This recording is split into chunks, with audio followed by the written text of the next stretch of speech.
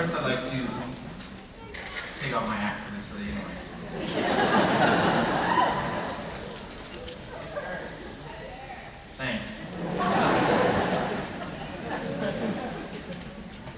13 years ago, we marched into kindergarten, our lunchboxes clanging away in Barbie and superhero backpacks. Some of us barely able to look away from parents waving teary-eyed to us as we marched into our first day of the next 13 years of our lives.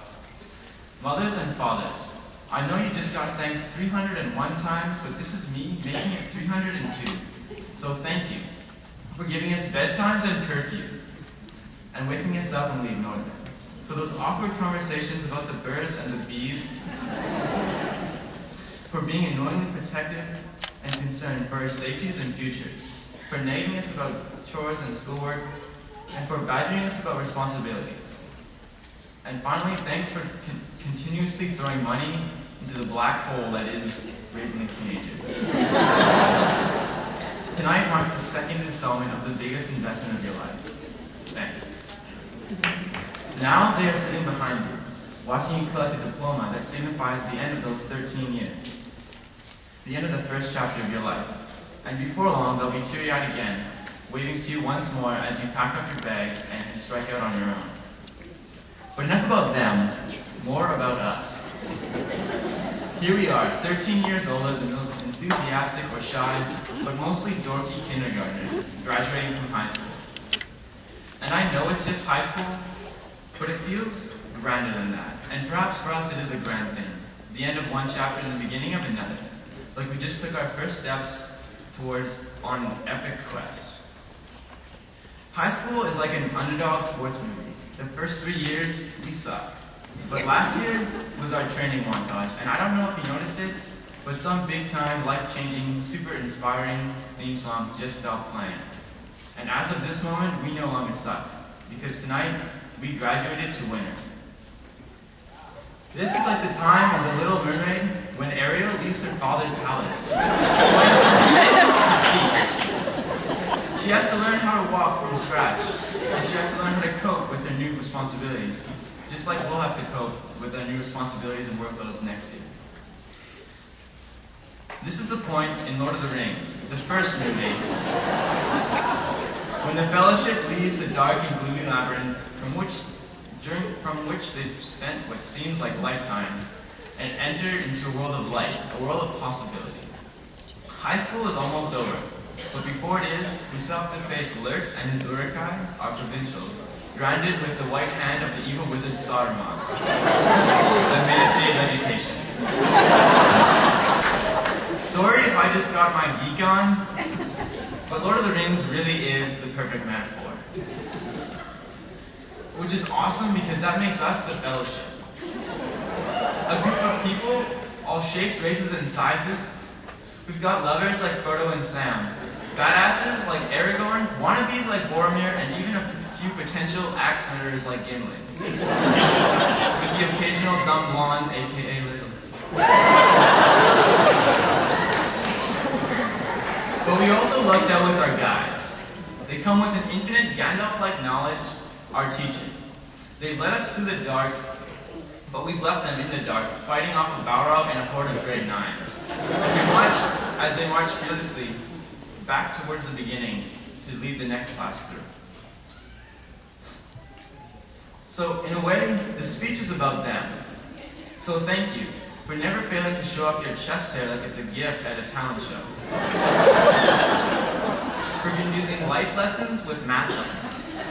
For signing off every class with, "Have a beautiful." For trying to catch us in trap questions.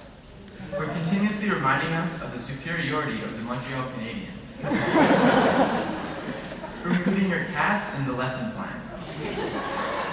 For creating puns of our names, for never forgetting to wear a suit to school, and for sometimes teaching more poker than math. But again, back to us. Us, the right brains and the left brains. Personally, I associate myself with the right brains. Weird because where we excel, we can only be right, which means we don't like being told we're wrong. So we stay away from subjects with set rules, which is okay. Because according to Michael J. Fox, they're just boring. I mean, take math. 2 plus 2 equals 4. They've already got that nailed down. So what do they need us for? If someone's got a handle on how to get to 5, count me in.